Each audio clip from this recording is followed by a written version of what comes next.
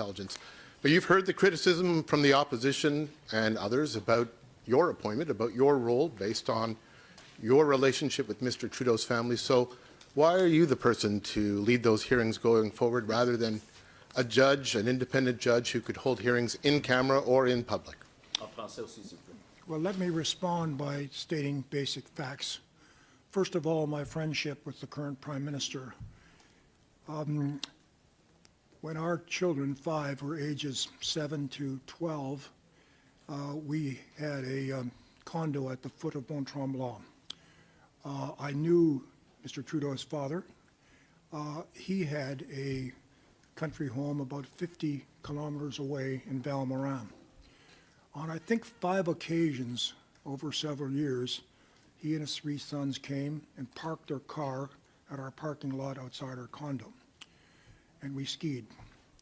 On one of those 5 occasions or so, he had to leave early to get back to Montreal, and on that occasion, I drove the 3 sons over to their mother's home, country home, which was about 10 kilometers present. Those are the so-called neighborhoods. My friendship with the current Prime Minister was based only on a few skiing expeditions with my children. He was a student at McGill where I was principal, and amongst about 20,000 students, I would see him from time to time. In that period of time, until he became a Liberal member of Parliament and I was Governor General, I had no meetings with Mr. Trudeau, Mr. Justin Trudeau. I had no letters that I can recall, no telephone calls. The only occasion I recall meeting him in that period of 40 years was at the funeral of his father, which my wife and I attended. So there was no interaction with respect to the current Prime Minister of a friendly kind, other than the respect I have for a graduate of McGill University. And my only real contact occurred when he became an elected member of Parliament and I held the office of Governor General. Those are the facts of the so-called friendship and the scheme.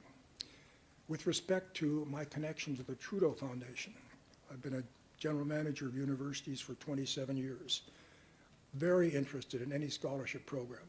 The Trudeau Foundation one was very important because it provided scholarships for graduate students in the humanities and social sciences, a rather neglected area. My contact with the Trudeau Foundation was this. In about a year after I finished being Governor General, late in 2018, I was invited to become a member of the association of the foundation, which is like shareholders in a company, who meet once a year with the responsibilities to receive an annual report, to approve the financial statements, to appoint auditors, and to elect the board of directors. My contact was simply that.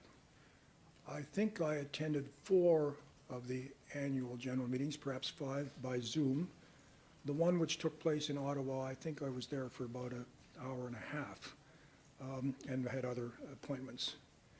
I did make donations, as I think the other members of that association, not the board of directors, not involved in decision-making. The alleged the gift that is under controversy was 2014, 2015. I joined in 2018.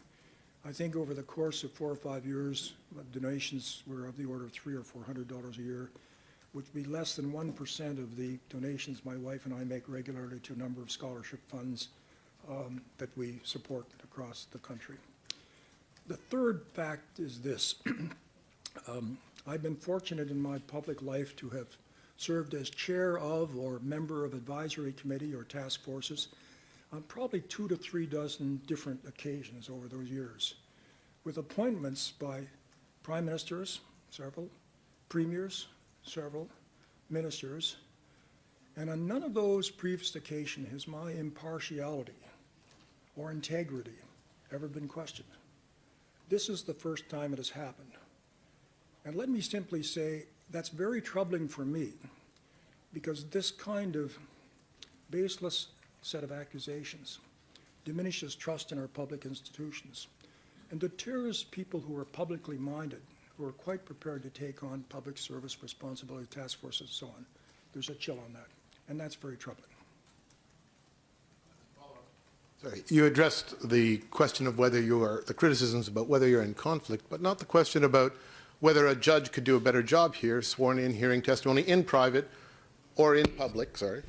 And also, you have recommended review by two bodies, NCICOP and NSERA, that opposition critics have already rejected as sort of under the control of government because their reports and their access to information is vetted by the government. Well, with respect to who might lead a public inquiry, that person or persons would have the same fundamental program that we and our team have had, that one cannot deal with these allegations with respect to negligence or managing things to provide partisan advantage without a full consideration of all of the information, including classified information, and that can't be made public. So I don't know whether another person would have any greater ability. With respect to experience, I'm a lawyer, a professor of law for some 45, 55 years, and I guess I've had some responsibility for making judgments of different kinds, and one will have to stand on that. Just give me the second part of your question again.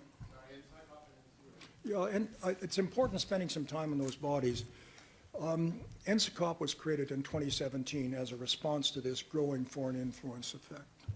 And it's made up of 4 parliamentarians from the governing party, 2 from the opposition party, the Conservatives, 1 from the New Democratic Party, and 1 from the Bloc Québécois, and 1 independent senator. And they have been at work with their staff since 2017, and their job is to review, among other things, foreign influence in our elections and our other democratic processes and protect them. They report to the Prime Minister, their report goes to Parliament, and that is the body that has the important oversight function with respect to how we manage this danger of foreign influence. That body has been charged with the Prime Minister to review the same terms of reference mandate that I have. And I have invited that body to take my report along with the confidential annex and to review it with great care. Also suggested that they work closely with NSERA, which I'll comment in a moment, and that the leaders of the 3 major opposition parties be invited to take top secret clearance and join in viewing that material and coming to whatever conclusions they want to with NCICOP.